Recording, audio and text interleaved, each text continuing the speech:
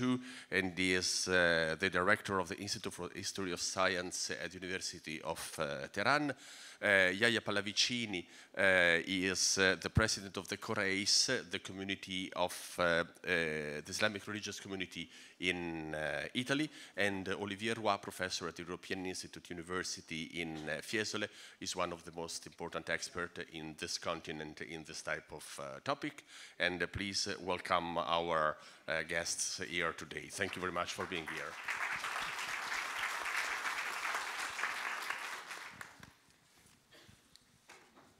So we will start with President GHANNOUCHI's statement.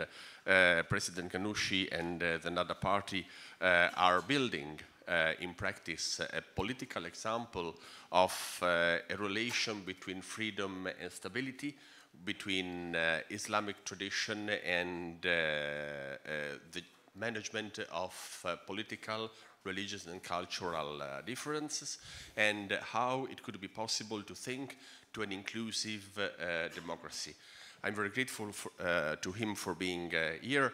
I was remembering that I was invited by the Ennahda party a few years ago, speaking about the experience of the Democrat Christian parties in the European Constitution after the Second World War, where the Catholic leaders decided and were committed to build a parliamentary and liberal democracy. And so we're very happy to listen to you, Mr. President, on the Tunisian position and the Tunisian example. So thank you. Assalamu alaikum. Good morning. Permit me to speak in Arabic. Yeah, of course.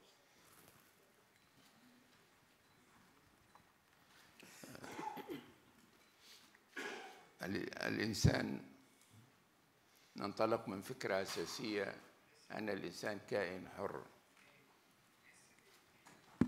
وأهم ما يميز هذا الإنسان أنه كائن حر، والحضارة لا يمكن أن ينتجها إلا أناس أحرار. المشكل هنا هو أن الحرية تقود بالضرورة إلى الاختلاف. عندما نقول الناس أحرار معناها أنهم سيختلفون. المشكل كيف نستطيع أن نحقق الحد المعقول من الاستقرار الذي تتطلبه الحضارة. لا حضارة بدون تكوين مدن بدون استقرار، إلا أن الحرية كما قلنا تقود إلى الاختلاف، وهذا ما يهدد الاستقرار ويدفع حتى إلى الحروب ويفتح إلى الفتن.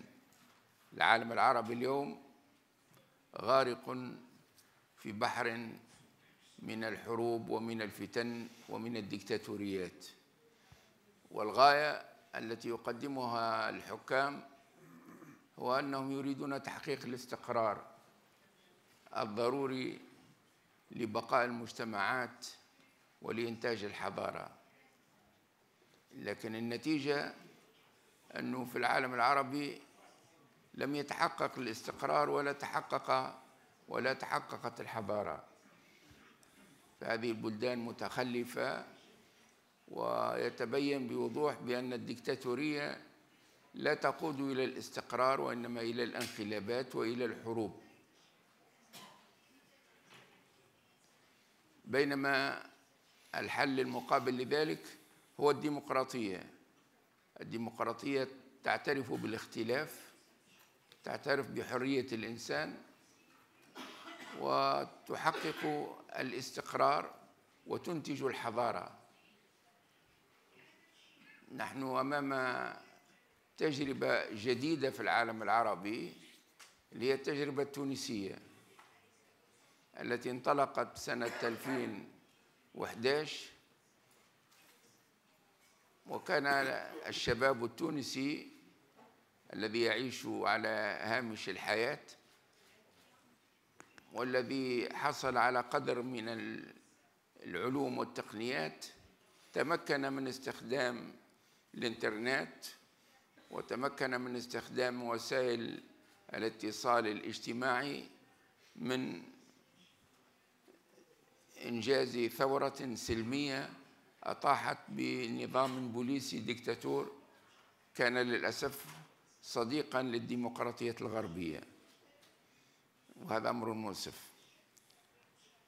خلال 8 سنوات حتى الآن الشعب التونسي تمكن، الثورة التونسية الديمقراطية تمكنت من تحقيق حد معقول من الحرية، بل حريات سياسية كاملة، وقدر كبير من الاستقرار. وقدمت تونس نموذجاً في العالم العربي على أن الديمقراطية ممكنة في العالم العربي. نستطيع أن نقول باطمئنان كامل بأن العالم العربي، مش تونس فقط، سنة 2011 دخلت في عالم جديد، عالم الديمقراطية، وإنما العالم العربي دخل في مرحلة التحولات الديمقراطية. ما نراه، ما ترونه وتسمعونه عن العالم العربي اليوم بين انقلابات وحروب أهلية من ليبيا إلى مصر إلى سوريا والعراق وفي أرجاء المنطقة من اضطرابات، إنما تعني أننا دخلنا في العالم العربي عصر التحولات الديمقراطية. وهذا قد يأخذ، التحولات الديمقراطية قد تتم إنجازاتها بعد مدة قليلة أو طويلة، قد تقتضي 20 سنة 30 50 سنة. الثورة الفرنسية كما تعلمون أمضت حتى تحقق انتقالها الديمقراطي 100 سنة تقريبا. نحن في عصر السرعة إن شاء الله، لا نحتاج إلى 100 سنة. قد نستفيد من عصر الإنترنت في ربح الوقت وفي إنجاز هذا التحول الديمقراطي أسرع من ذلك. الديمقراطية التونسية تميزت بأنها ديمقراطية احتوائية، ولا تكون الديمقراطية في الحقيقة بالإقصاء، وإنما تكون بالاستيعاب، استيعاب كل الطيف السياسي العلماني والإسلامي والقومي. كل هؤلاء اليوم يعملون في أحزاب منظمة. ما هو المشكل اليوم في تونس؟ بطبيعة الحال نحن حققنا إنجازات. نحن أنجزنا دستور ديمقراطي تقدمي حقق المساواة بين النساء والرجال، وأعطى حقوق الأقليات، وأعطى الحقوق ليس الحقوق السياسية فقط، وإنما الحقوق الاجتماعية. في تونس اليوم ليس هناك سجين سياسي، ليس هنالك قمع إعلامي، هناك حرية إعلامية، هناك انتخابات بعد انتخابات نظمت بشكل أدير عن طريق هيئة منتخبة من البرلمان. لأول مرة في العالم العربي تجري انتخابات بعيداً عن البوليس، بعيداً عن رقابة وزارة الداخلية. فهناك إنجازات حقيقية. نحن عندنا ديمقراطية استيعابية لم تقصي علماني ولم تقصي إسلامي، لكن أهداف الثورة، وهي أهداف سياسية في تحقيق الديمقراطية، وأهداف اجتماعية في تحقيق التنمية والعدالة الاجتماعية. هذا الهدف الثاني، الهدف الاجتماعي من الثورة، تحقيق التنمية وتقديم الشغل لكل شاب، هذا لم يتحقق بالقدر الذي نريد. ما تزال تونس تعاني صعوبات اقتصادية حقيقية، وعندنا حجم من البطالة مرتفع. ولكن لا أحد يقول بأن الثورات تحقق أهدافها بالضربة الواحدة، يعني مباشرة، وإنما الثورات تحقق أهدافها بالتراكم، accumulation، يعني وليس دفعة واحدة. أمامنا تحديات كثيرة أخرى في تونس اليوم، أمام هذه الإدارة للاختلاف بطريقة حضارية، بطريقة سلمية، أي بالديمقراطية. هذه التجربة الجديدة في العالم العربي شارك فيها التيار الإسلامي،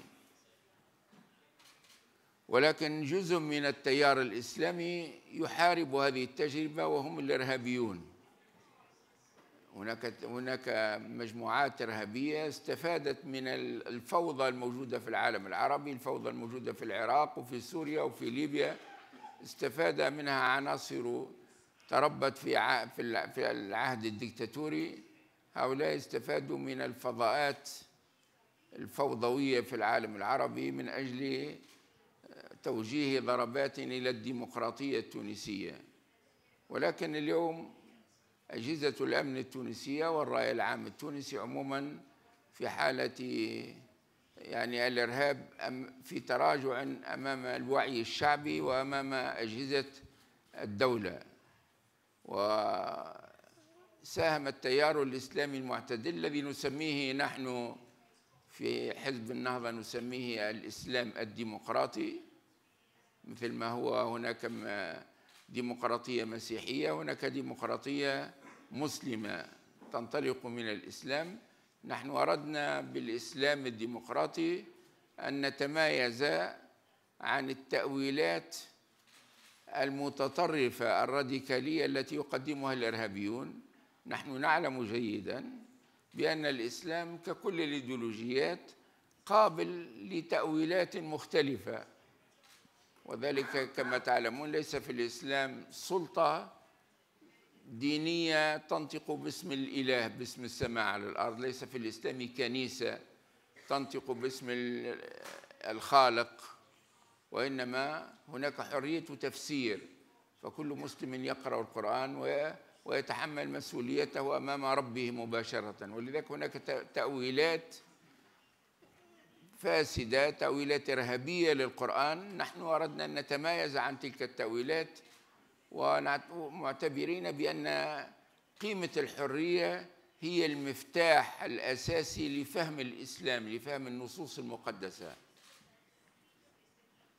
ولذلك نحن كل تأويل للإسلام يصادر الحرية نعتبره تأويلا فاسدا، وأن الإسلام هو حرية، وأن الإسلام دين سماحة، وأن الإسلام دين مساواة، ودين ينصر الأقليات والنساء ولا يظلم أحدا. المهم نحن شاركنا مشاركة فاعلة في التحول الديمقراطي الذي يجري في تونس، سواء في عهد الدكتاتورية السابقة قاومنا الدكتاتورية وكنا أكبر ضحاياها، وفي العصر الجديد عصر التحول الديمقراطي في تونس نحن شاركنا من خلال تقديم تأويل للإسلام يجعل الديمقراطية يتوافق مع الديمقراطية، واعتبرنا كل التأويلات التي حرمت الديمقراطية وخطأتها اعتبرناها تأويلات باطلة، وعملنا على تحقيق التوافق والأخوة والصداقة بين الإسلام وبين الديمقراطية، بين المعتدلين المسلمين وبين المعتدلين العلمانيين. فطرحنا مفهوم التوافق كونسنسس، واعتبرنا بأن الديمقراطية الناشئة نيسانت ديمقراسي، أن الديمقراطية الناشئة لا يكفي للحكم فيها أن تحصل على 51%. هذه يصلح للديمقراطيات المستقرة، ولكن الديمقراطية الناشئة الحديثة تحتاج إلى نوع من الإجماع، إلى نوع من التوافق. ولذلك الحكومات عندنا قامت على نسبة تمثيل في البرلمان لا تقل عن 70-80%، ومع ذلك لا يزال استقرارنا استقرارا نسبيا، لأننا ما زلنا في حالة تحول.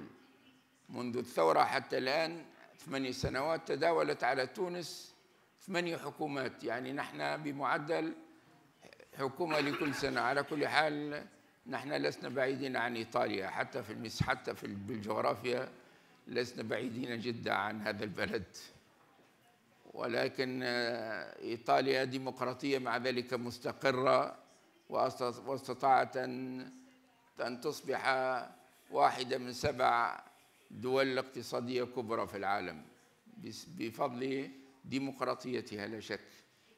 نحن إذن أمامنا تحديات كبيرة، التحدي الاقتصادي، ونوجه الدعوة من هنا إلى كل المستثمرين في العالم وفي العالم الغربي إلى أن يستثمروا في الديمقراطية التونسية، لأن نجاح الديمقراطية في تونس ليس خيراً لتونس وللعالم العربي فقط، وإنما هو خير أيضاً لجيراننا الأوروبيين وللعالم كله، لأن تونس تقدم نموذجاً في أن الديمقراطية ممكنة في العالم العربي، وأن الإسلام والديمقراطية يتوافقان، وأن علاقات دولية تقوم على السلم وعلى التعاون الدولي هذه العلاقات ممكنة، وأن الإسلام يمكن أن يكون عنصر أمن وسلام في العالم، وليس أساساً للإرهاب، وليس أساساً للقمع وللحيف على حقوق النساء والأقليات. التجربة التونسية إذن أدارت الاختلاف حتى الآن بطريقة سلمية، بطريقة حضارية. لا تزال هناك بعض الأخطار أيضاً، في أخطار ثقافية، باعتبار أن الثقافة السياسية المنتشرة قبل الثورة والمنتشرة في النخبة التونسية هي ثقافة سياسية مركزية، أي تعتمد على نظام شديد التمركز، يكاد يختصر السلطة في الدولة ويختصر الدولة في الرئاسة، بينما الثورة من معنى أساسي من معانيها هو توزيع السلطة وتوزيع الثروة. ووزعت السلطة حتى الآن، في الأول وزعت بين الرئاسة وبين الحكومة والبرلمان، وفي مرحلة ثانية تم توزيع أكبر أنجزناه منذ بضعة أشهر. 6 مايو الماضي كان حدث عظيم في تاريخ الديمقراطية التونسية، إذ أجرينا الانتخابات البلدية وانتخاب الحكم المحلي.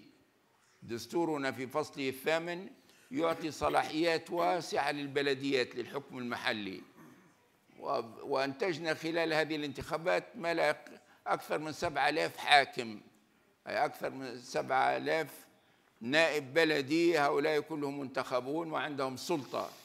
هذا الوضع هضمه يحتاج إلى وقت، إلى إنتاج ثقافة سياسية لا مركزية تحل مع الثقافة المركزية المتأصلة في النخبة التونسية. هذه صعوبة ثقافية، فلا بد من وقت حتى تهضم الثقافة السياسية البرلمانية أو التي توزع السلطة على نطاق واسع.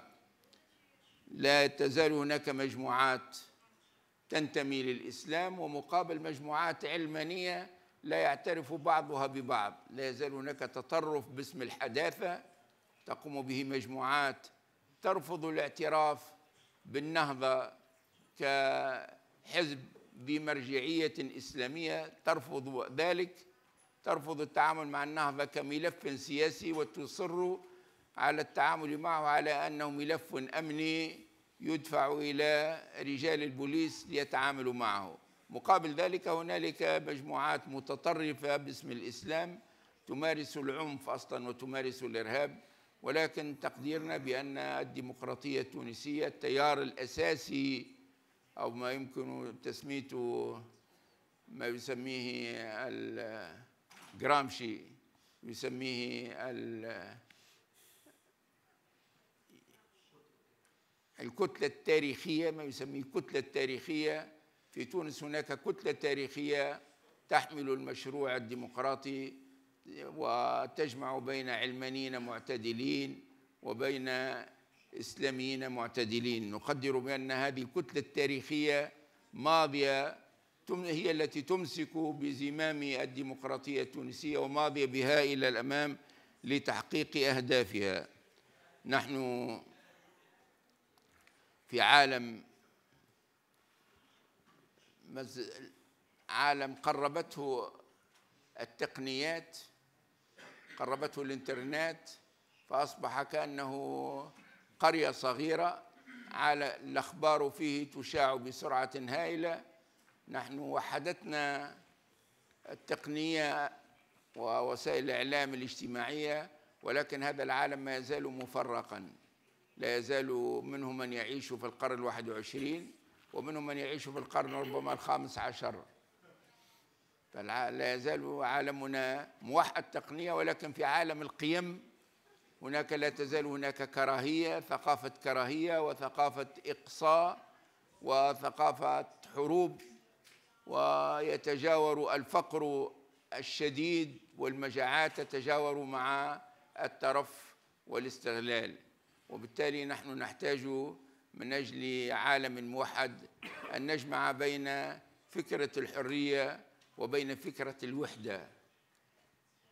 فكرة الوحدة نحن أحرار، بمعنى ذلك أننا مختلفون، ولكن نحن بشر جميعا، نحن جميعا نشترك في القيم الإنسانية، ولا يمكن أن يكون للعالم مصير إذا تواصل الفقر بجانب الغناء، إذا تواصلت الهجرة السرية لا تزال تمثل مشكلا، ونحن ضد الهجرة السرية، ونعمل على أن كل أهل بلد يستقرون في بلدهم ويعانون هناك على مغالبة الفقر ويعانون على تحقيق التنمية.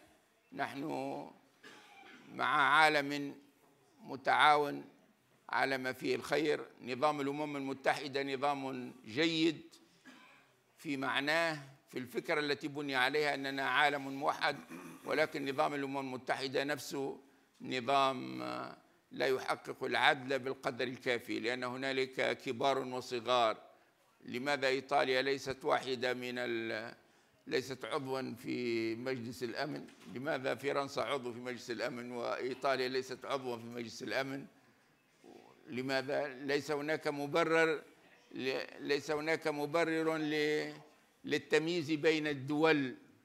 فنظام الأمم المتحدة نظام جيد لأنه ينتصر لفكرة الوحدة، ولكن هذه الوحدة وحدة ضعيفة لا تحقق المساواة بين كل أعضاء الأمم المتحدة. وبالتالي ما نزال نعيش في عالم يتطلع إلى وحدة، ولكن لا يزال بعيدا عنها، لأن لا تزال هناك الأنانية، لا يزال هنالك الشعور القومي، الشعور يعني الشوفيني، لا تزال الحركات الشعبوية أحيانا تنمو وتنشر الكراهية ضد المهاجرين.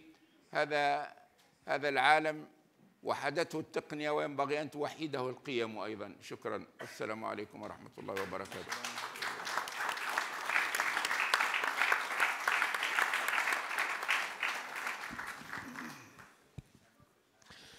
Thank you very much to President GHANNOUCHI for this introduction, the explanation of inclusive democracy and Islamic commitment to creating a democratic society.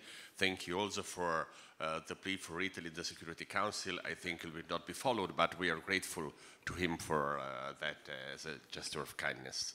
And so I'd like to move to Professor BAGHERI. Is one of the most important intellectual in Iran, and I'd like to ask his view on how the topics that already been mentioned by President BAGHERI, Islamic tradition facing democracy in pluralistic society confronted with Islamic value can be managed, and how the tradition of Shia and Islamic science can profitable for that. Buongiorno amici, colleghi e partecipanti e organizzatori di Med Conference 4 in Roma. Now I shift to English. And thank you. And if you allow me, I will read from my written version what I wanted to tell you here in this gathering, which is not far from what Professor MELLONI asked me to say, but maybe some differences. I believe that when scholars engaged in politics, religion, and science get together, some concrete outcome may be expected. Most of our colleagues have spoken about politics, and I want to deal with science as far as it is related to politics and religion. Of course, I will mention, as you wanted, the Iranian or Shia scope. Both science and religion have functioned as unifying factors in certain situations. But in other situations, they have had destructive effects. The golden age of Islamic civilization from the 9th to the 15th century was a result of the unifying aspect of Islam. In a wide territory from South Spain to North Africa, Middle East, Central Asia, India, up to West China, scholars from different nationalities could exchange their scientific achievements using Arabic as the lingua franca. Not all of them were Muslims, though the whole legacy is credited to Islamic civilization. A majority of them were Iranians, and most of the works were written in Arabic. The present avalanche-like progress of science and technology is also based on scientific legacy of many nations. So we think that history of science studies help to support and encourage global understanding, which I think is a main goal of the gathering here. I dare to say that Iran is now a main center for studying history of science, especially in the context of Islamic civilization. As a matter of fact, such studies which started in the West and ex-Soviet countries are being less and less active there. However, there is an increasing interest and investment in research and training in this field in Iran. We publish journals in this field, books, and we train young scholars to continue in this field, which is scientific and at the same time humanistic.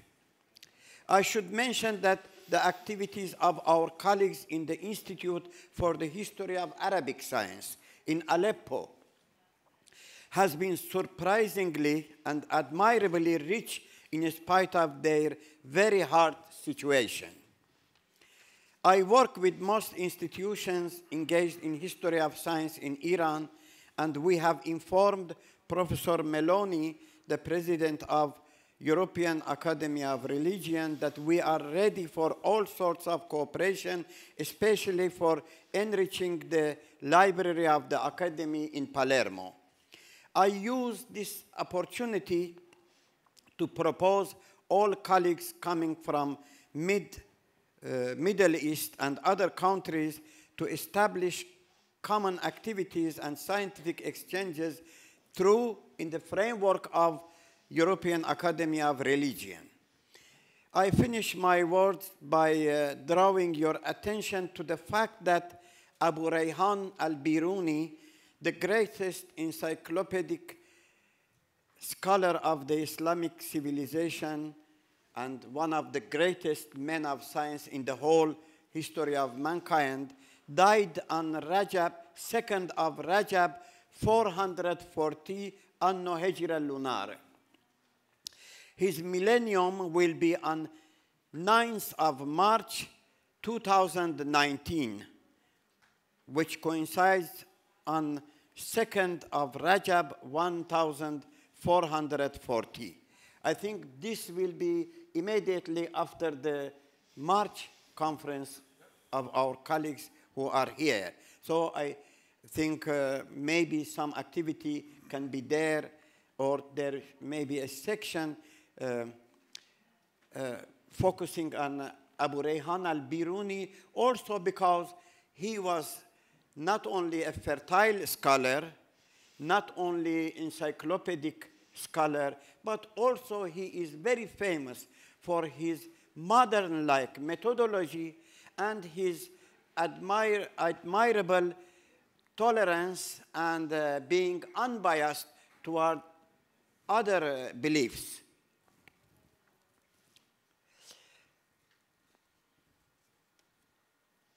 So I think also our colleagues in different Arab countries, in India, in Pakistan, and other places in Middle East may launch events in their countries, and we welcome any scientific joint work on the basis of this important event. I have informed UNESCO's office in Paris and Iranian relevant institutions, and I am glad that many people here are also related to this point.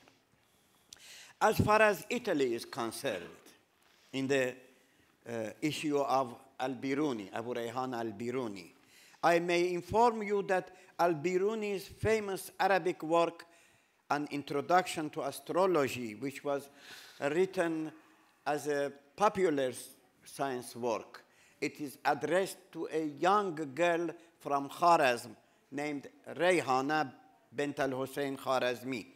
This work has been translated into Italian by an Italian colleague from Udine, and it may be published by the support of European Academy of Religion on this occasion. I make use of this opportunity to invite all of you, or to suggest all of you who have not visited Iran to visit Iran. I think this is very helpful, because many of my friends, also including Italian friends, when wanted to travel to Iran, there was some engagement that maybe it is not so safe. But when they visited Iran, they told me that yes, Iran is dangerous, but the danger lies in the fact that when you visit Iran, you fall in love with Iran and you want to go there again and again. Fortunately,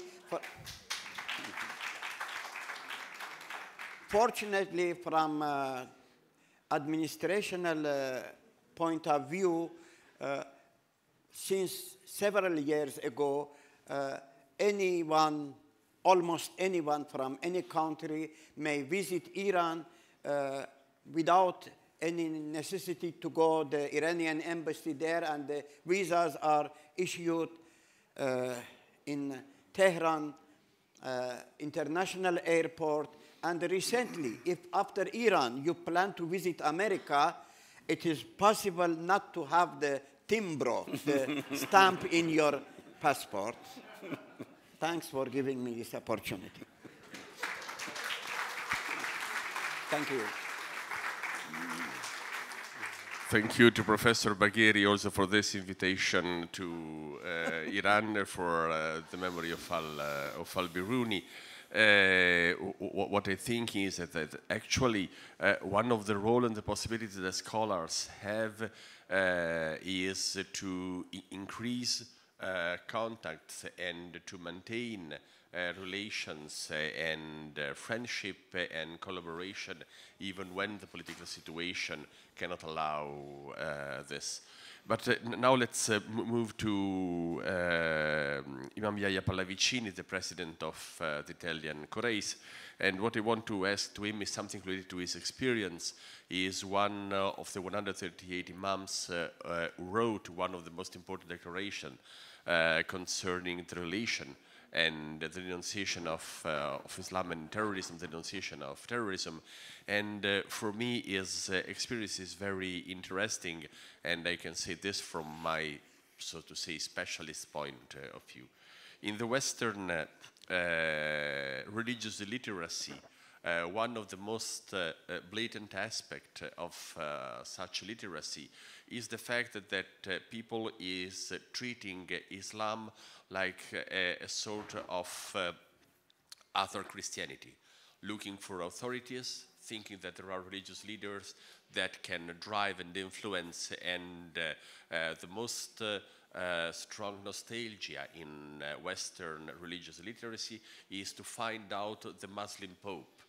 So to arrange everything talking with him, and this is done. Thanks God, there is no Muslim Pope, not even Yahya PALLAVICINI is the Muslim Pope, even if he's Italian, he's a PALLAVICINI. And what I want to ask to you, Yahya, is how do you think that we can try to fight this type of analphabetism? How is it possible to engage Muslim scholarship, Quranic scholarship, research, in order to create not illusion concerning coexistence and peace or fighting terrorism, as President Ghannouchi was saying, but in order simply to create a better milieu for political work, diplomatic activity, economic exchange, and also cultural exchange. Thank you, Yahya, for that. Bismillahirrahmanirrahim. Thank you very much, Professor Melloni.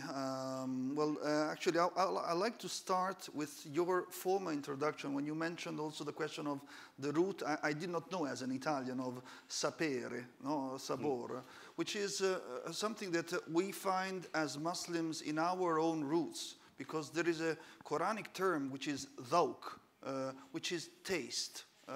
And our masters teach us that the taste of knowledge is really something that is the goal of the research.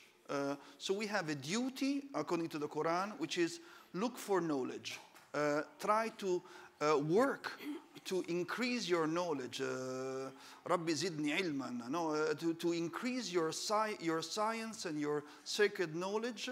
And the masters teach us that this is with two other Quranic terms, which is dhikr wa fikr. Imam al-Ghazali mentioned that it is remembrance of God, but it's also reflection. We need to think. We need to help our thoughts and our cultural development, scientific development. So it's both a spiritual engagement, but also an intellectual research. It's something that we need to develop and even, if I may say, probably empower a new generation of Muslim thinkers, which is going to now your question now, is what is new in the Islamic identity? And my personal question, President Ghannouchi has mentioned this, of course, regarding to unfortunately, the development of terrorism and the need to have a counter narrative. I would say that, alhamdulillah, maybe thanks to God, we have been witnessing in these months I would say the freedom of Syria and Iraq by criminals who pretended to hijack Islamic identity for ideological guerrilla purposes. The new identity, the new Islamic identity as a European Muslim is maybe the contribution of European Islam in a global intellectual and interreligious dimension. I would say that, to give some words, it could be the old version would be hegemonical Islam. So something which pretends to create an ideology that is the monopoly of Islamic interpretation, which is a political interpretation which is not political. It's rather a power struggle, competition for leadership. It's not political. It's just a personal ideological revolution.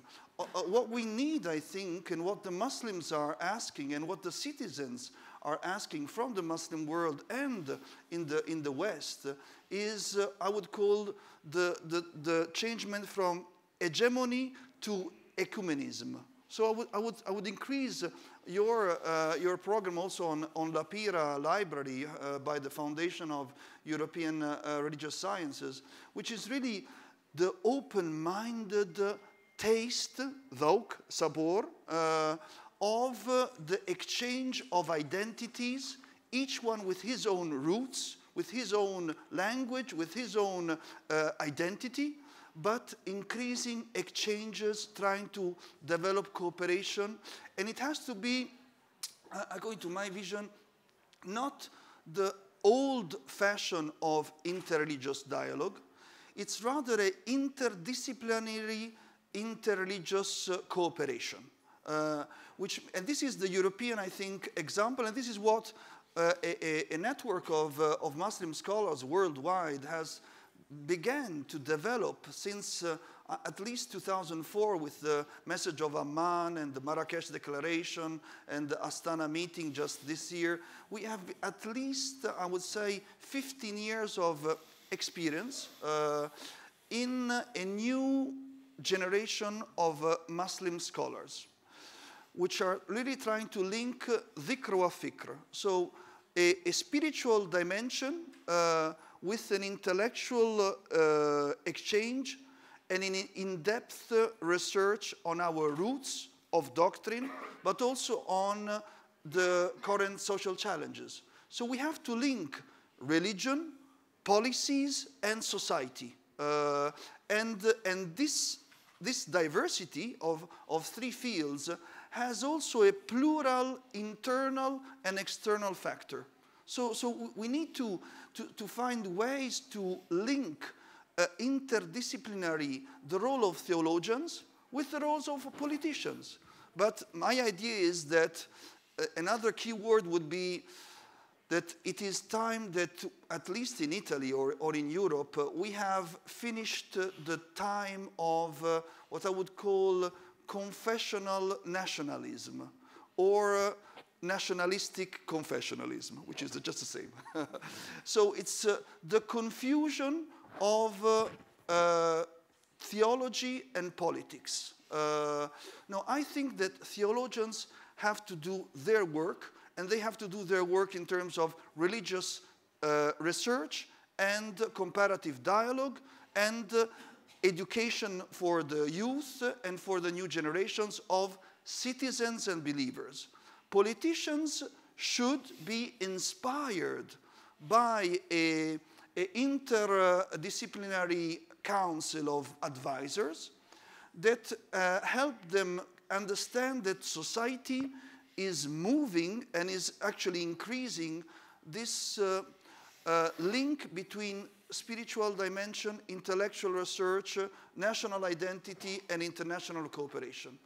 So, and we have challenges thanks to modernity and thanks to, unfortunately, also some misleading, narrow-minded interpretations, and even some abuse of Islam, even some slogans of the Quran that are just taken to create an agenda, a propaganda. And we need to react. This is, I think, the network of scholars we're trying to develop. We need to react in terms of defending our traditional identity. We're not going to create a moderate Islam. I'm not a moderate Muslim. I'm sorry for you.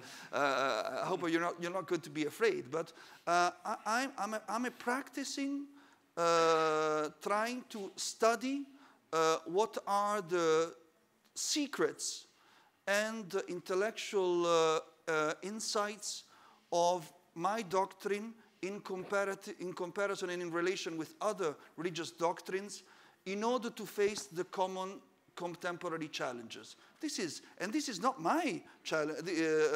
This is the challenge that is somehow shared by Muslim scholars worldwide since, at least in terms of organizational process, since 15 years. So this is the change, to change from hegemonical to ecumenical Islam, to do it in an interdisciplinary way, which is not just peace and love. Of course, it's nice to have peace and to work for peace and to love each other, but we need to face an intellectual, juridical, even political challenge without creating a double confusion of identities and roles. Each one has his own role, and in this way we can try to develop this situation. And so I think that this is also the contribution of Islam in Italy and Islam in Europe and Islam worldwide. It's a new development that wants to defend our identity, but also develop the cooperation for a better knowledge. Because without knowledge, you're always stuck into ignorance. And the new skill is that it's not only ignorance, there is also a manipulation of ignorance. As you mentioned, you have religious illiteracy. But religious illiteracy, unfortunately, is not only ignorance. We cannot counter the political propaganda agenda with the knowledge. We need to develop skills in terms of research and cooperation to help also the grassroots level understand with a wise way what are the solutions for a better future. Thank you.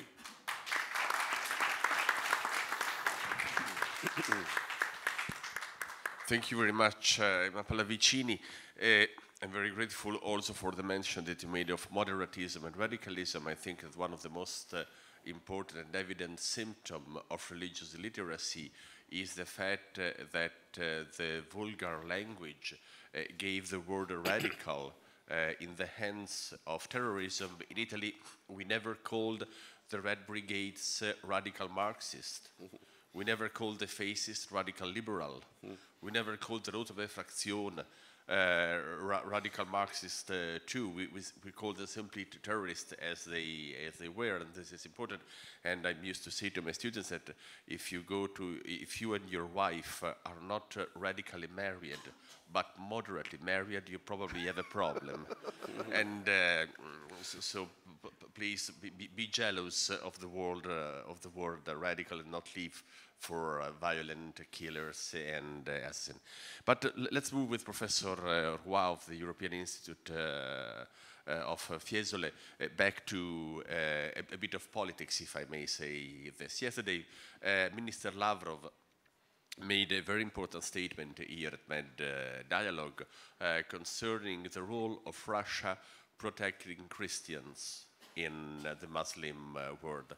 That is a generous statement, but one must also remember that without Islam, entire churches will not survive. If the Byzantine or the Latin Christian would have in their hands the Assyrians that now are living in Iran, or the Syriac churches that now are living in Syria, they would have destroyed them and transformed them in Byzantine Christian or Latin Christian if possible. And so the problem of politics comes again at the end of our panel, and it's up to you, Professor ROY, to tell us how knowledge and politics may be matched or may be confused or may be positive or negative one another. Thank you, Olivier. Thank you very much. So the problem is the ideologization of religion, so which has been the problem for the last 40 years in the Muslim world. And politics have hijacked, religion clearly. The problem now is there's always been theologians, philosophers, writers, liberal thinkers, and so on. So the problem is the audience. The problem is popular support for ideologies and ideas. You cannot, for instance, as it has been said, decide, oh, let's encourage liberal Islam, European Islam, modern Islam. It doesn't work like that. A religion is a religion. And as Pallavicini said, a moderate believer is not somebody who believes moderately. You cannot believe moderately when you are religious. So the issue is what is the power of political mobilization around some topics of Islam. And for years, we had what I called with some colleagues Islamism, the ideologization of Islam, which had an appeal among the people. And that's something important, you know. Now we have jihadism, which has not a real appeal among the population, but an appeal among a fringe of global Muslims, mainly converts and born again living in the West. So as long as we don't address the appeal, you know, the people who find something in this ideologization of Islam, we cannot deal with radicalism. The problem is not just, you know, to have thinkers. No, we have the thinkers, we have the theologians, we have the liberal people, intellectuals. So the first condition is to have freedom, freedom of thought, intellectual freedom, to let the people debate and discuss. But the second issue is the audience, reaching out to the people. And you don't teach the people like that. You don't, you know, give lectures to the masses about what does the Quran really say and things like that. You know, it doesn't work, you know. There has to be something coming from the people. You cannot reform, make reform from a top down. You have to look at what is coming from the bottom. And here the reference to Gramsci is very important. What are the narratives which attract people? You know? What do the people find, you know, in their references to religion?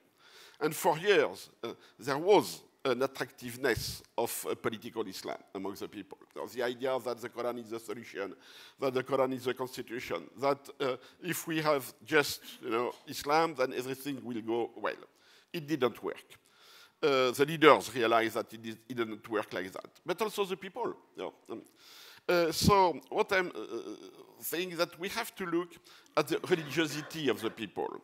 How the Muslim in the street, if I can say that, lives his or her own religion in real life. And what I see now makes me quite optimistic. You mentioned the fate of the Christians in the Middle East. It's clear that in Syria, they are taken hostages by a civil war. It's not an anti-Christian movement. You know, the people didn't go to the street to say, oh, let's burn the churches. We have that in other countries. You know, in Pakistan, it's a different story. But in the Middle East, there is no anti-Christian popular, you know, Muslim uprising. Not at all. No. It's why, you know, when I listened to Minister Lavrov saying we protect the Christians, yeah, with tanks, with weapons, and thanks to the war, you know. And it's a problem, you know, to be protected just by tanks. The best protection is tolerance. Tolerance by your neighbors, that's the best protection. And from Morocco to, let's say, to Iran included, you know, I see a progress of religious tolerance. This religious tolerance has been perfectly embedded in the Tunisian constitution, where you have clearly, you know, not only freedom of religion, but freedom of consciousness, which means the right to change religion, which means that apostasy is not, you know, a legal concept in Tunisia. And that's very important. When you accept the idea that people can convert from one religion to the other, can be atheist, then you are, you know, in a tolerant society. So I think that this is the objective. And what makes me optimistic is that through our studies, you know, at the grassroots level of the Muslim societies, at least in the Middle East, South Asia is different. Pakistan is different. But at least in the Middle East, religion is less and less a topic of political mobilization. You don't have demonstrations, you know, about blasphemy, about apostasy, and so on. So it's finished in the Middle East. You have local tensions, in Egypt, for instance, communitarian tensions, but which are more to do with setting all feuds than with religious fanaticism. People are, we see the development of a more individualistic and open religiosity, the way the people connect with their own religion. People are more open now. Also because we have a circulation, right, to the extent that we let the people circulate, this is another story. We have a circulation of thoughts. And people are no more looking for, you know, for charismatic leaders who will teach them what to think and what to do. The death of the topic of the charismatic leaders is important. It started with the Arab Spring, you know. Suddenly, no more charismatic leaders. And that's good, you know. It means that we have a stage of political maturity. Unfortunately, except in Tunisia, this political maturity of the population has not been reflected, you know, in the political evolution. And sooner or later, it will be. So the problem now is not the popular demonstration, popular uprising, and so on and so on. The problem is simply dictatorship, you know, the lack of freedom, the lack of democracy. And so I'm still of the old school. I think that we should work to restore or install democracy as the best way to have a tolerant society. Thank you. Thank you very much.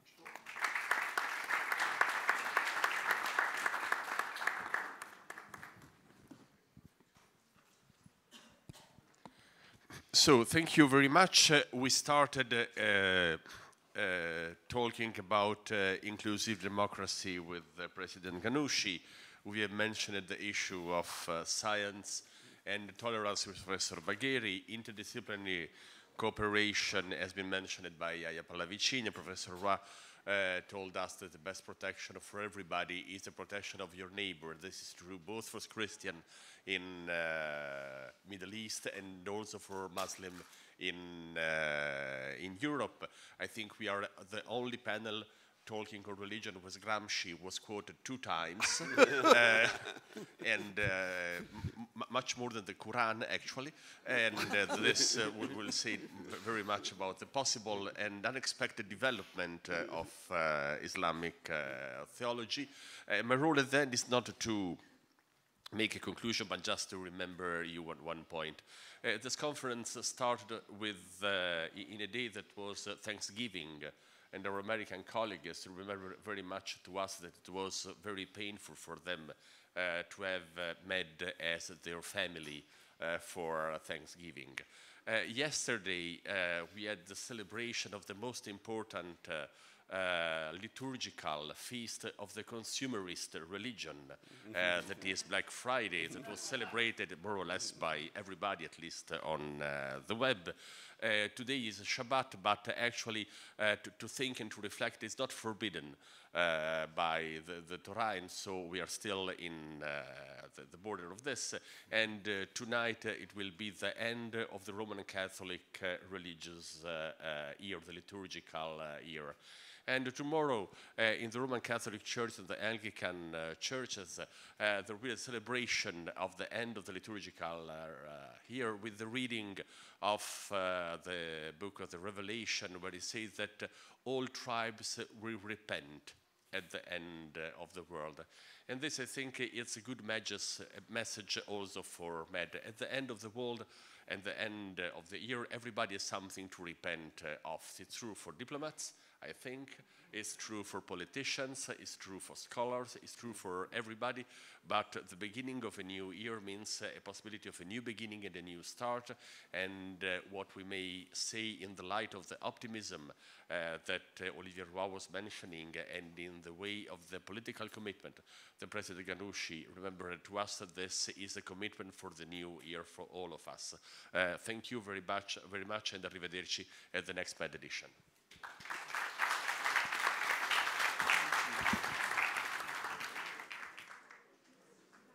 Ladies and gentlemen, the closing session of Med 2018 will take place in the Fernandez room.